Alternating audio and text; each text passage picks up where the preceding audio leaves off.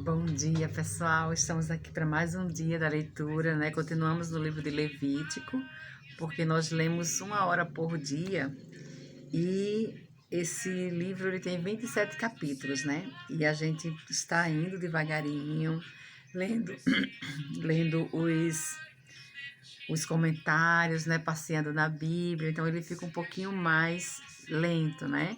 E a nossa intenção aqui realmente não é ler correndo, a nossa intenção aqui é ler entendendo, né? Ler entendendo os propósitos que Deus tem para a nossa vida através da palavra de Deus. Então, nós estamos no capítulo 19, né? Que fala sobre a repetição de diversas leis. Então, aqui vai estar repetindo as leis que a gente já leu anteriormente, certo? Mas nós vamos ler de novo, porque a gente sabe que, deixa eu ler aqui o volume, que quanto mais a gente repete uma coisa, mais a gente aprende, mais a gente fixa, né, na nossa memória. Então, vamos ler as repetições das diversas leis e vamos aprender mais, né? Quanto mais a gente lê, mais a gente aprende. Vamos lá. Disse o Senhor a Moisés: fala a toda a congregação dos filhos de Israel e diz-lhes: santos sereis, porque o Senhor vosso Deus, sou santo. Então, aqui já começa com a ordenança, né? Sede santos, porque eu sou santo. Então, para chegar a Deus, para poder estar perto de Deus, nós devemos ser santos, né? Separados, fazer o que é justo, o que é reto aos olhos do Senhor. Cada um respeitará a sua mãe e o seu pai, e guardará os seus sábados. Eu sou o Senhor vosso Deus. E aí ele fala: não vos virareis para os ídolos, nem vos fareis deuses de fundição. Eu sou o Senhor vosso Deus. Ele já falou isso antes, mas ele está repetindo. Quando oferecedes sacrifício pacífico ao Senhor, oferecê-lo-eis para que sejais aceitos. No dia em que ofereceres e no dia seguinte se comerá, mas o que sobejar ao terceiro dia será queimado. Isso já foi falado, né? Nós sabemos. Se alguma coisa dele for comida ao terceiro dia, é abominação, não será aceita. Qualquer que o comer levará a sua iniquidade, porquanto profanou coisa santa do Senhor. Por isso será eliminado do seu povo. Quando também cegares a messe da tua terra, o canto do teu campo, não cegarás totalmente, nem as espigas caídas colherás da tua messe. Não rebuscarás a tua vinha, nem colherás os bagos caídos da tua vinha. Deixá-lo-ás ao pobre e ao estrangeiro. Eu sou o Senhor, vosso Deus. Aqui a gente já pode notar a preocupação do nosso Deus com as pessoas que não tinham o que comer, né? Não furtareis, nem mentireis, nem usareis de falsidade, cada um com seu próximo. Nem jurareis falso pelo meu nome, pois profanareis o nome do vosso Deus. Eu sou o Senhor. Aleluia. Não oprimirás o teu próximo, nem roubarás. A paga do jornaleiro não ficará contigo até pela manhã. Não amaldiçoarás o surdo, nem porás tropeço diante do cego, mas temerás o teu Deus. Eu sou o Senhor. Aleluia.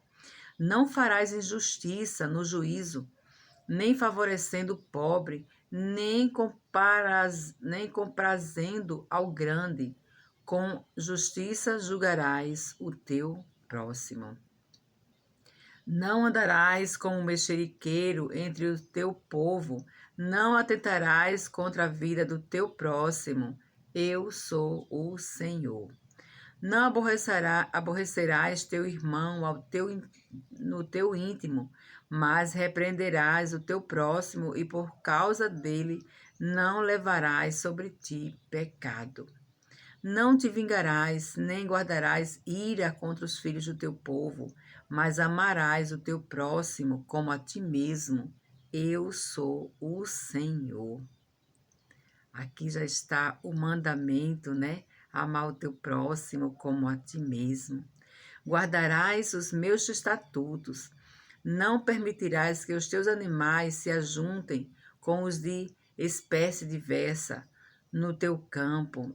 Não semerás semente de duas espécies, nem usarás roupa de dois estofos misturados. Se alguém se deitar com uma mulher, se for escrava desposada com outro homem, e não for resgatada, nem lhe houver dado liberdade, então será açoitados, não serão mortos, pois não foi libertada. O homem, como oferta pela sua culpa, trará um carneiro ao Senhor à porta da tenda da congregação. Com o carneiro da oferta pela culpa, o sacerdote fará expiação por ele, perante o Senhor, pelos pecados que cometeu, e ser-lhe-á perdoado o pecado que cometeu. Quando entrares na terra e plantares toda sorte de árvore,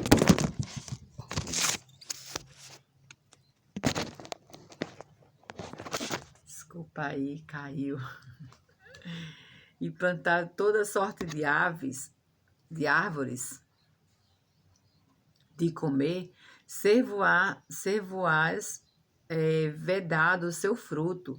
3 anos vos será vedado, dele não se comerá. Porém, no 4º ano, todo o seu fruto será santo, será oferta de louvores ao Senhor.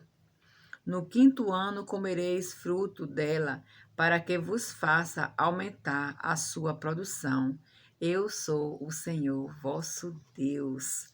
Não comereis coisa alguma com sangue, não agourareis, nem adivinhareis. Não cortareis o cabelo em redondo, nem danificareis as extremidades da barba. Pelos mortos não ferireis a vossa carne, nem fareis marca nenhuma sobre vós. Eu sou o Senhor. Eu sou o Senhor. Não contaminarás a tua filha, fazendo-a prostituir-se, para que a terra não se prostitua, nem se encha de maldade. Guardareis os meus sábados e reverenciarei o meu santuário. Eu sou o Senhor. Não vos voltareis para os neocromantes, nem para os adivinhos. Não os procurareis para seres contaminados por eles. Eu sou o Senhor vosso Deus. Diante das cães te levantarás e honrarás a presença do ancião, e temerás o teu Deus. Eu sou o Senhor. Deus está sempre repetindo, né? Se o estrangeiro peregrinar na vossa terra, não o oprimireis. Como o natural será entre vós, o estrangeiro que peregrina convosco, amá-lo-eis como a vós mesmos. Pois estrangeiro fostes na terra do Egito. Eu sou o Senhor vosso Deus. Aleluia, glória a Deus por isso. Então, aqui terminou as repetições de várias leis e nós vamos ler os comentários, né? Vamos lá? Começa assim, 19, do 1 ao 34.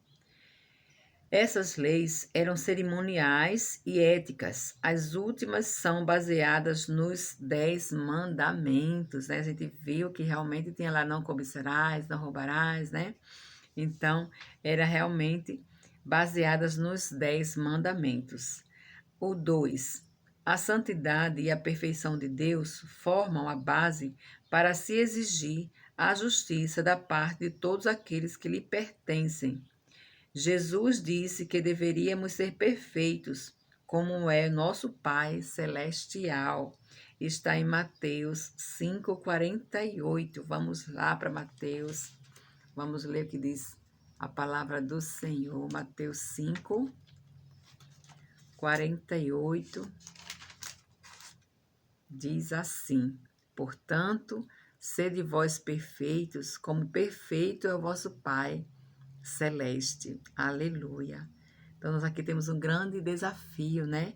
E só com Cristo em nossa vida é que podemos realmente nos achegar a Deus e ser, se comparando a Ele dia após dia, porque perfeito nós só vamos ser na mansão celestial, né? Quando chegarmos lá.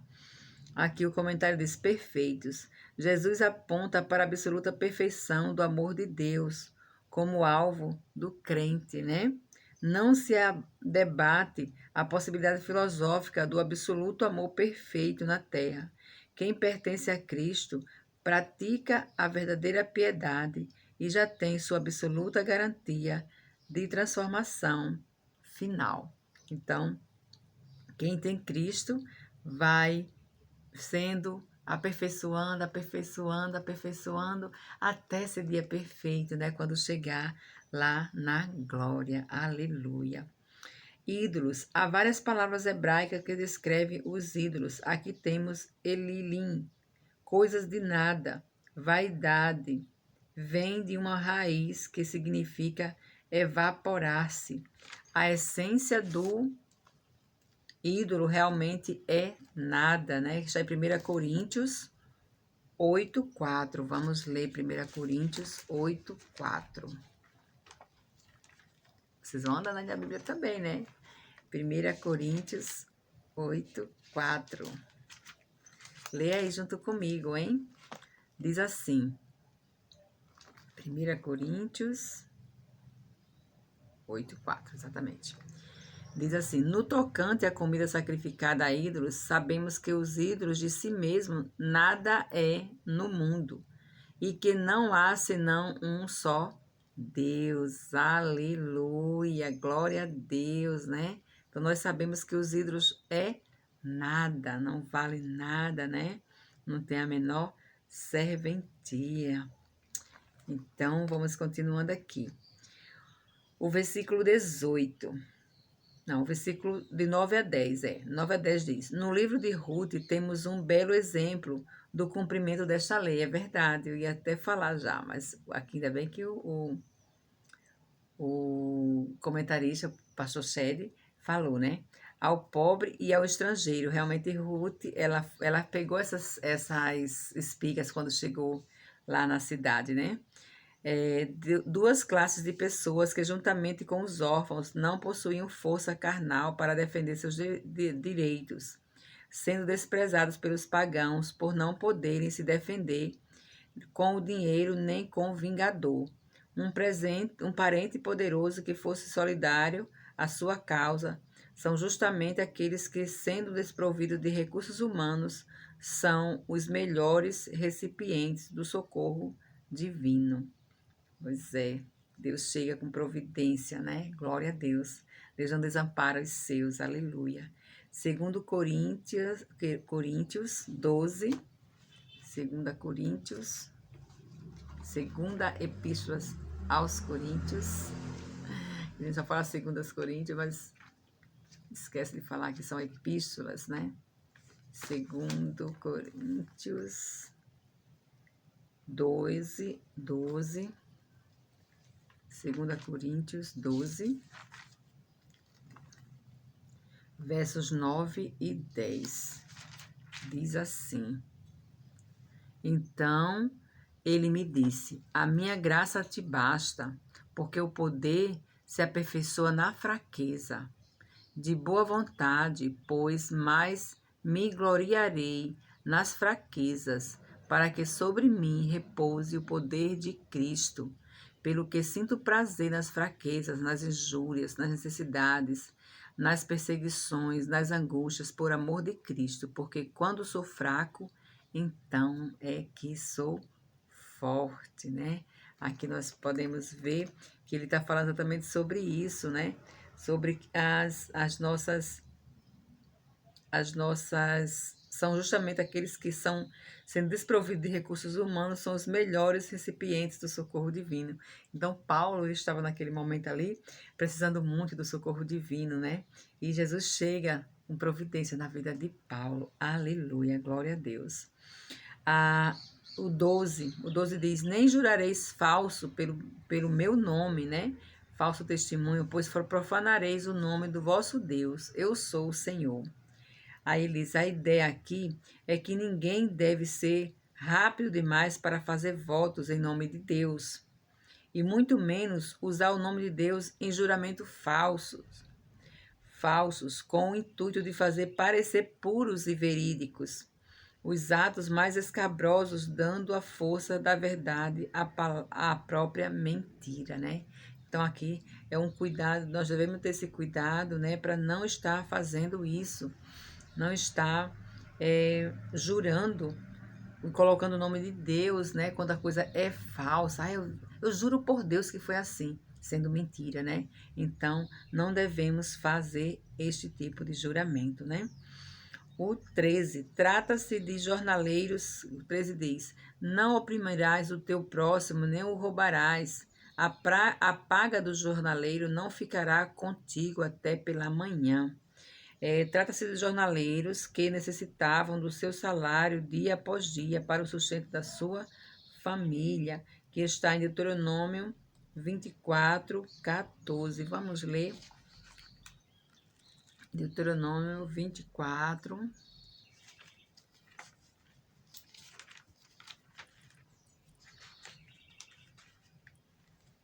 24, 14.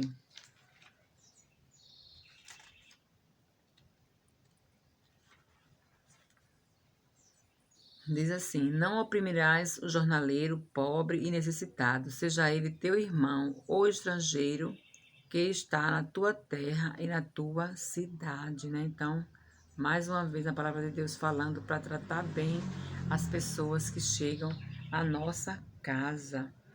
E também está em Jeremias 22, 13. Jeremias 22, 13.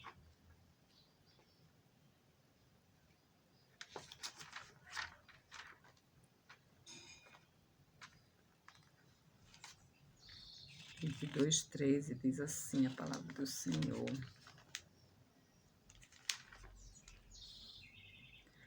Ai daquele que edificar sua casa com injustiça, e os seus aposentos sem direito, que se vale do serviço do seu próximo sem paga e não lhe dá o salário. Exatamente está falando sobre o jornaleiro, né? Que realmente recebia o dinheiro após finalizar o seu trabalho. O 16, mexeriqueiro. Um tipo de camelô que leva mercadorias de pouco valor pelas ruas afora. No caso, são escândalos e mentiras. Então, aqui está falando dessa pessoa mexeriqueiro, né, que fala mentiras. O 18. A reverência a Jeová não somente produz a santidade no sentido de evitar a contaminação, mas também a prática do amor aos nossos semelhantes. Jesus desenvolveu esta verdade ao exigir que amássemos os nossos inimigos. O amor é o cumprimento da lei. Mateus 5, 43 e 44. Mateus 5, 43 e 44, diz assim: Ouviste que foi dito: amarás o teu próximo e odiarás o teu inimigo.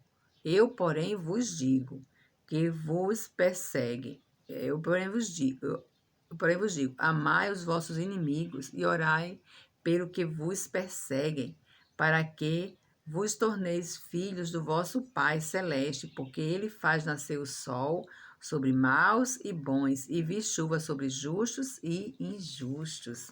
Então, aqui está mostrando claramente que nós devemos fazer o bem, né? E até orar pelos nossos inimigos. Né? O amor se cumpre, o amor é o cumprimento da lei. Mateus 22, 40. Então aqui Deus está mostrando que o amor, ele cumpre a lei, toda a lei. Quando você tem amor no seu coração, você cumpre a lei de Deus, né? 22:40. Diz assim: destes dois, vou ler o 30, eu vou ler aqui a partir do 37, que diz: respondeu-lhe Jesus: amarás o Senhor teu Deus de todo o teu coração, de toda a tua alma, de todo o teu entendimento, né? Este é o grande e primeiro mandamento. Então, o primeiro e grande mandamento é amar a Deus sobre todas as coisas, com toda a nossa força, com toda a nossa alma, né? O segundo, semelhante a este, é amarás o teu próximo como a ti mesmo. Destes dois mandamentos dependem toda a lei e os profetas. Então, aqui Cristo resume todo o mandamento, né? Nesses dois, porque fica bem mais fácil de você fazer uma compreensão. Porque quando você ama a Deus sobre todas as coisas, você não faz nada daquilo que os 10 mandamentos mandam. Você não faz, porque você ama a Deus em primeiro lugar, com toda a sua força, com todo o seu entendimento, né? E você ama o seu próximo como a si mesmo. Então, se você ama como o seu próximo como a si mesmo, você não vai fazer o mal para aquela pessoa, para o seu próximo. Você não vai, porque você ama ele como você mesmo, então pronto, então você não vai fazer. A menos que você faça mal para você mesmo. Se você for uma pessoa que faça mal para você próprio, então, né? Você não ama você, então não tem como você amar também o seu próximo. Mas se você ama você, você vai amar o seu próximo como você se ama. Então, é maravilhoso. E também tem um versículo aqui em Mateus também, se eu não me engano é Mateus 7. Deixa eu ver se eu acho aqui. Mateus 7, versículo 12, diz assim: tudo quanto, pois, quereis que os homens vos façam, assim fazei-o vós também a eles, porque esta é a lei e os profetas. Eu gosto muito desse versículo, porque quando eu vou fazer alguma coisa, eu sempre penso, eu faria isso comigo, né? Então, aquilo que eu não quero que façam comigo, como é que eu fazer isso comigo? Eu gostaria que as pessoas fizessem isso comigo? Essa é a pergunta. Eu gostaria que as pessoas fizessem isso comigo? Não, não gostaria. Então, também não faço com a pessoa, entendeu? Então, aquilo que eu não quero para mim, não faço para os outros. É o mesmo raciocínio que você ama a si mesmo e não quer o mal para o outro, né? Porque deve amar o outro como a si mesmo. É muito interessante, muito importante, né? Agora nós vamos para o versículo 20, que diz: se alguém se deitar com uma mulher, se for escrava, né, desposada, a moça escrava tinha direitos, mas suas circunstâncias lhe tolhiam sua possibilidade de exercê-los. Era o homem que tinha de procurar a expiação pela sua transgressão, e a moça não podia ser morta. O motivo desta clemência legal é que a escrava, sendo considerada a propriedade particular de outro homem, por ser sua concubina, não podia morrer sem causa, uma perda injusta ao seu senhor ou dono que a comprara. Então, aqui é a explicação sobre essa questão. O 23. Nos primeiros 3 anos, as árvores recém-plantadas raramente davam frutos bem desenvolvidos. Em hebraico, eram chamadas frutos incircuncisos. A colheita do 4º ano pertencia a Jeová, bem como as primícias dos anos seguintes, sendo que ele era reconhecido como o legítimo proprietário dos bens da terra. O 26. Não agourareis nem adivinhareis. Os que praticavam a magia, ou que empregavam certas palavras chamadas mágicas, com o fim de obter auxílio dos espíritos para produzirem efeitos sobrenaturais nas criaturas, eram condenados. Nem sempre se distingue entre o agoeiro e o adivinhador, mas todas as suas práticas, juntamente com as astrologia e o horóscopo e o espiritismo, a macumba, as sortes e as adivinhações, são terminantemente proibidas na palavra de Deus. Então, nós devemos ter, né, esse cuidado para não estar dando importância a essas coisas, né? Astrologia, horóscopos, espiritismo, essas certas adivinhações e assim vai, né? O 27 e o 28. Os pagãos cortavam os cabelos da cabeça ou da barba de certa maneira para honrar seus ídolos ou para os ritos fúnebres pagãos. Cortar o cabelo era praticado para mostrar arrependimento externo ou desprezo. Condenam-se aqui estas práticas entre o povo de Deus. Estas proibições eram para guardar o povo de Israel de seguir as práticas supersticiosas e idólatras dos pagãos que viviam ao seu redor. Então, note aqui a dificuldade que essas pessoas tinham de estar, né, fazendo o que Deus queria, porque eles eram muito levados a fazer esses cultos pagãos, porque passaram muitos anos lá junto com os egípcios, né, fazendo essas práticas. O 31, necromantes, pessoas que se comunicavam com os mortos, ou seja, médiuns. Aqui há uma forte condenação das práticas espirituais existentes no dia de hoje. A Bíblia condena taxativamente a invocação dos mortos. O 33, oprimireis, né? Ser violento contra, suprimir, maltratar, né? Não devemos fazer isso.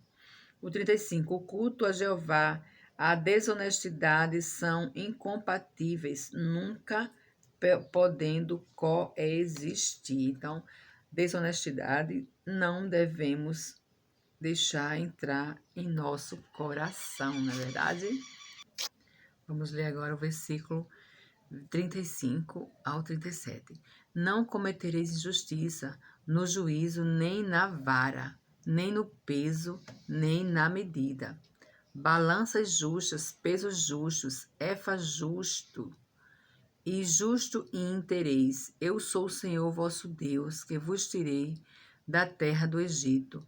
Guardareis todos os meus estatutos e todos os meus juízos e os cumprireis. Eu sou o Senhor. Então, aqui ele está falando, né, sobre a balança desonesta, né, que faz, balança, que está escrito também lá em Provérbios, né, balança enganosa, abominação é ao Senhor. Então, se você trabalha com alguma coisa que pesa, tem que ser uma balança correta, né? E nós temos agora o Inmetro, que faz também essa verificação das balanças, né? Para que as pessoas possam pesar corretamente os seus produtos. Agora vamos começar o capítulo 20, né? Passamos quase meia hora num capítulo só, porque realmente, como eu falei para vocês, eu gosto de estar estudando a palavra, de certa forma, entendendo tudinho, bem direitinho, para que não haja uma leitura só corrida, sem entender o que está lendo, né? Não gosto, eu gosto de ler entendendo o que eu estou lendo. Eu acredito que vocês também estão gostando, né? Veja aí se vocês estão gostando, se não, dê algumas dicas aí para mim. As penas de diversos crimes, né? Que as penalidades, vamos entrar agora. Disse mais o Senhor a Moisés: também dirás aos filhos de Israel: qualquer dos filhos de Israel ou dos estrangeiros que peregrinarem em Israel, que der de seus filhos a Moleque, será morto. O povo da terra o apedrejará. Moleque, a gente viu que é um tipo de nome de rei que era idólatra, né? Voltar-me-ei contra este homem e o eliminarei do meio do seu povo, porquanto deu de seus filhos a Moleque, contaminando assim o meu santuário e profanando o meu santo nome. Se o povo da terra fechar os olhos para não ver esse homem, quando der de seus filhos a Moleque e o não matar, Então me voltarei contra esse homem, contra a sua família, e o eliminarei do meio do seu povo, com todos os que após ele se prostituem com Moleque. Quando alguém se virar para os necromantes e feiticeiros para se prostituir com eles, eu me voltarei contra ele e o eliminarei do meio do seu povo. Portanto, santificai-vos e sede santos, pois eu, o Senhor vosso Deus, eu sou o Senhor vosso Deus, né? Vamos ler aqui esses dois versículos. O 2 quer dizer assim, o comentário é assim: a pena era severa contra os pecados graves da idolatria, do adultério, do incesto e das perversões sexuais, porque desonravam a Jeová e destruíam a estrutura da sociedade humana. Consultar médios, o versículo 6, consultar médios numa tentativa de se comunicar com os espíritos mortos era um pecado que acarretava a penalidade de morte, tanto para o médio como para aquele que o consultava. Estes versículos também são uma condenação ao espiritismo dos nossos dias.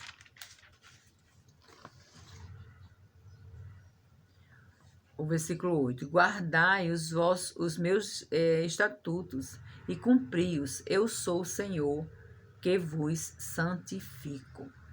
Se um homem amaldiçoar o seu pai ou a sua mãe, será morto. Amaldiçoou a seu pai ou a sua mãe, o sangue cairá sobre ele.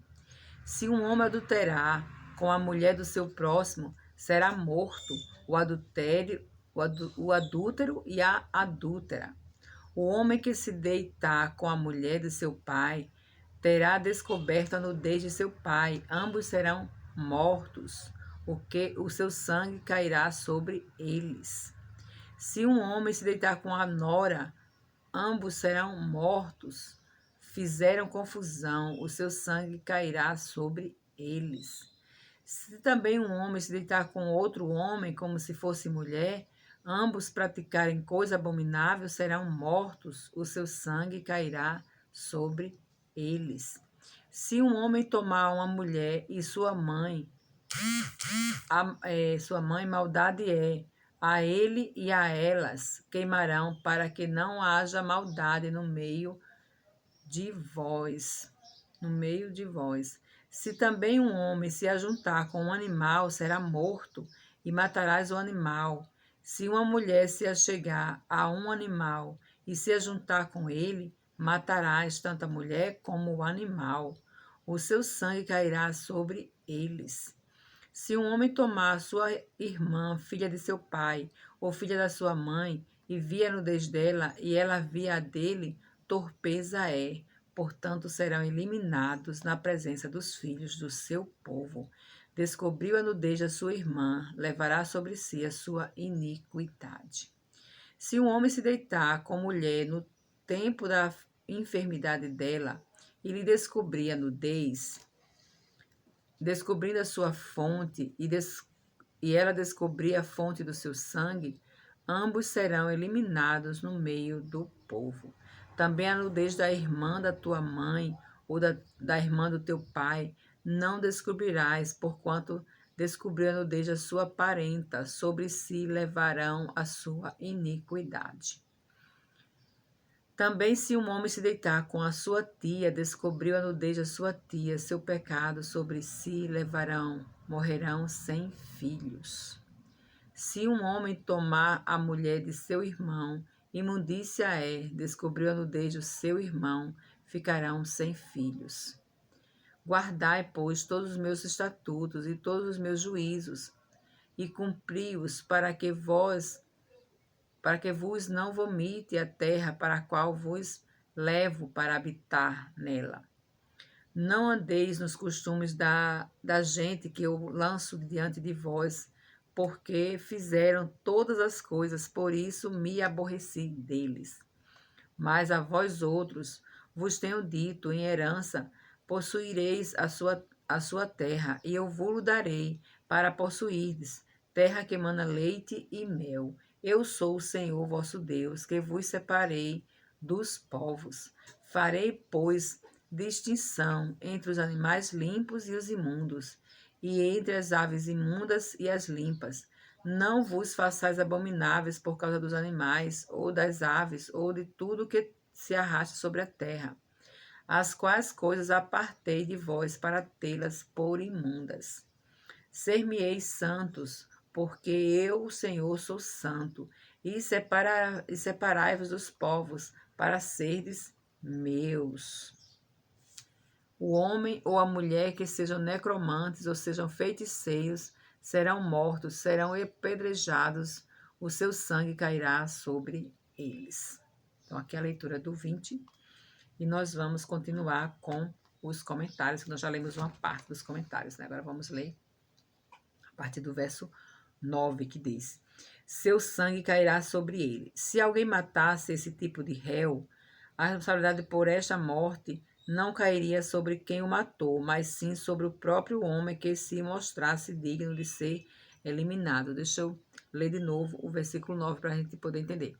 Se um homem amaldiçoar a seu pai ou a sua mãe, será morto. Amaldiçoou a seu pai ou a sua mãe, o seu sangue cairá sobre ele. Então, ele está explicando, o seu sangue cairá sobre ele. Se alguém matasse esse tipo de réu, a responsabilidade por esta morte não cairia sobre quem o matou, mas sim sobre o próprio homem que se mostrasse digno de ser eliminado. Entendeu? Pronto. Aí o 12. O incesto, mencionado em várias formas, é destruidor da vida familiar, corroendo a pureza do lar. Verdade. O 13. A homossexualidade foi um dos pecados de Sodoma, uma causa primária da sua destruição por Deus. Este pecado foi praticado em Israel por alguns benjamitas, mas castigado pelas demais tribos. O 14. Se um homem tomar uma mulher e sua mãe, se um homem tomar uma mulher e sua mãe, maldade é a ele e a elas queimarão, para que não haja maldade no meio de vós. Maldade, de uma raiz que significa planejar, intentar, pensar em fazer, mentalizar. Derivam-se desta raiz várias palavras que se referem à malícia premeditada, traduzindo-se nesta versão conforme se segue. Crime hediondo, né? Com intenção realmente depravada, vergonha, depravação, torpemente, maldade, perverso. Então, maldade aqui ela significa muitas coisas realmente perversas, né? O verso 15, não se narra que se cometeu tal pecado entre os israelitas, mas o verso 23 mostra como motivo principal do extermínio dos cananeus. Vamos ler o 23. Não andeis nos costumes da gente que eu lanço de diante de vós, porque fizeram todas essas coisas, por isso me aborreci deles. Então aqui está fazendo com relação aos cananeus, né, que tirou eles de lá para poder os israelitas entrarem. O 16 diz assim: se uma mulher se achegar a algum animal e se ajuntar com ele, matarás tanto a mulher como o animal. O seu sangue cairá sobre eles, né? Heródoto, o historiador grego, mostra que este pecado fazia parte da religião supersticiosa do Egito, motivo adicional de condená-lo. Então, aqui trouxeram a prática lá do Egito, né? Quando eles viviam lá. O 21 diz: se um homem tomar a mulher de seu irmão, imundícia é. Descobriu a nudez de seu irmão, ficarão sem filhos. É claro que se o irmão tivesse morrido, isso não seria mais pecado. Se não deixar a descendência, não somente seria permitido, mas até exigido tomar sua viúva para lhe suscitar descendentes. Seria para guardar seu nome vivo em Israel, né? Isso aconteceu com Tamar, a nora de Jacó, né? 20, 22 e 23. os versículos, né? O fato de os cananeus terem sido punidos pelos vários pecados até o ponto de extermínio revela claramente que as leis de Deus não eram apenas um código particular para Israel, mas que tinham sido gravadas até nas consciências dos próprios pagãos. Romanos 1, versículo 18 a 27, que depois você pode estar lendo.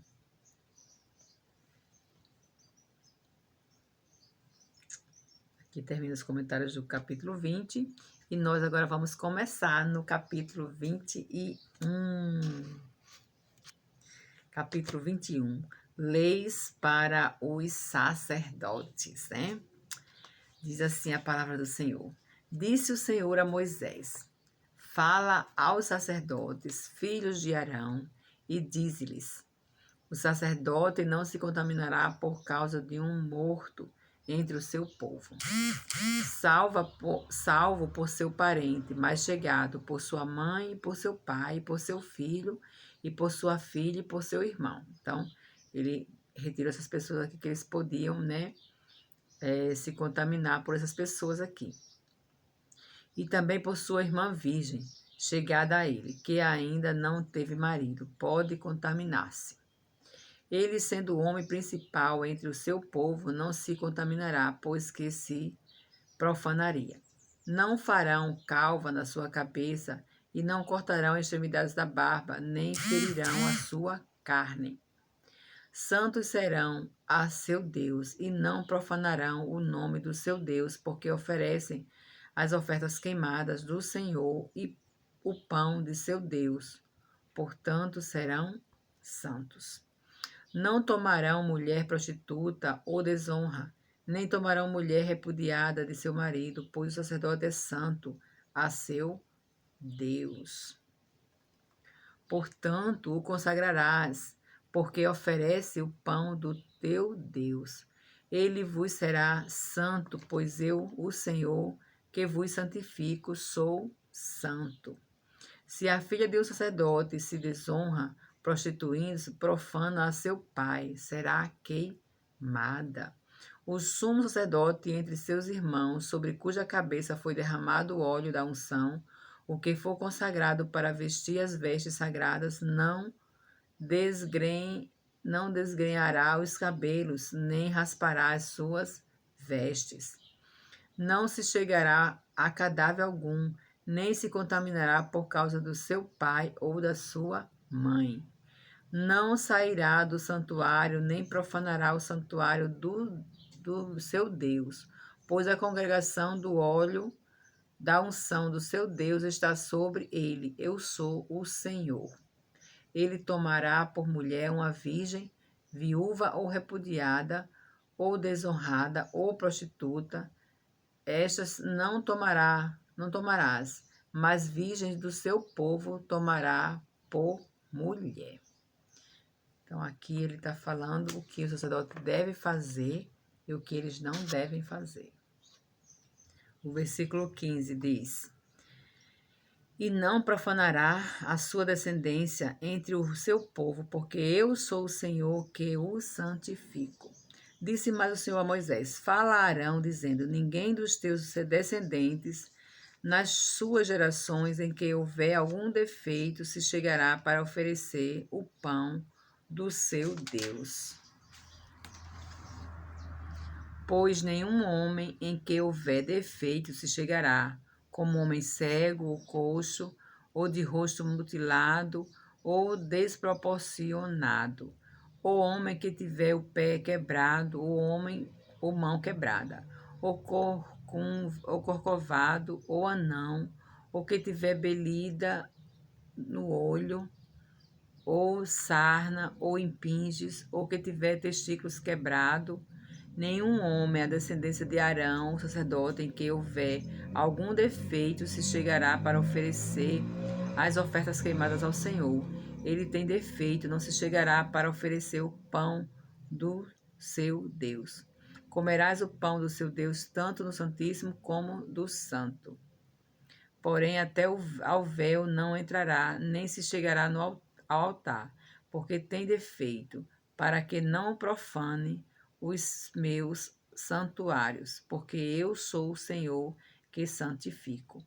Assim falou Moisés a Arão, aos filhos deste e a todos os filhos de Israel. Então, vamos ler agora os comentários deste capítulo 21. Começa a morte, né? Disse o Senhor a Moisés: fala aos sacerdotes filhos de Arão e dize-os: o sacerdote não se contaminará por causa de um morto entre o seu povo. A morte. Sendo um resultado do pecado, o contato com os mortos tornava o sacerdote ritualmente imundo entre as pessoas que as quais tinha licença de se contaminar. Não se menciona a esposa, possivelmente porque a esposa, sendo carne da sua carne, nem sequer precisava ser mencionada, tendo todo o direito às honras finais. O versículo 5. Não farão calva, né, na sua cabeça. Não são sinais de luto empregados pelos pagãos. Um sacerdote que revela sinais externos de desespero, não estaria em condições de preencher seu lugar apontado no culto do templo. Não se fala, porém, da tristeza interna, escondida no coração do sacerdote. Aqui se apresentam instruções dadas para o povo de Israel em geral, nos capítulos 17 a 20. A intenção destas leis era elevada e o padrão de uma vida pura e santa para os sacerdotes era muito alto. É claro que o ideal de uma moralidade no interior do coração fica subentendido em todas estas leis, mas para o serviço visível e público no templo visível e físico, os sacerdotes tinham que demonstrar perante Deus, os homens, aquela pureza exterior, a perfeição física que é a parte cerimonial do sacrifício total do ser, da adoração em espírito e em verdade, né? Lá em Romanos 12:1, nós lemos que nós devemos apresentar nossos corpos como sacrifícios vivos e agradável ao Senhor, né? Então, que o Senhor possa receber o nosso sacrifício, que nós possamos estar fazendo, né, aquilo que agrada ao nosso Deus. O versículo 7 diz: não tomará a mulher prostituta ou desonrada, nem tomará a mulher repudiada de seu marido, pois o sacerdote é santo a seu Deus, né? Limitava-se o tipo de mulher com quem os sacerdotes podiam casar. Deveria ser uma mulher bondosa, pura, incontaminada, como também deve ser a esposa de um pastor no dia de hoje. Então, aqui também é uma coisa que a gente vive, né? O 9. Se a filha de um sacerdote se desonra, prostituindo-se, profana seu pai, será queimada, né? Então, Deus tem um alto padrão para os filhos dos sacerdotes. Nestes 1 Samuel 3:4, nestes versículos aplica-se este alto princípio às suas filhas. O padrão para a esposa foi dado no verso 7. O padrão do bom sacerdote é, em suma, o de um homem que também governa bem a sua própria casa, como está escrito em 1 Timóteo 3:4, né? Vamos ler 1 Timóteo 3:4.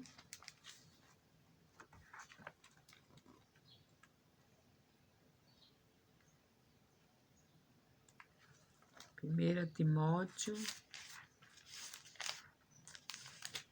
3:4 diz assim: e que governe bem a própria casa, criando os filhos sob disciplina com todo respeito.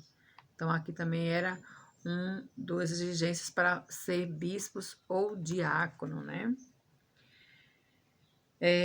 O 14. O 14 diz: viúva ou repudiada ou desonrada ou prostituta, estas não tomará, mas virgem do seu povo tomará por mulher.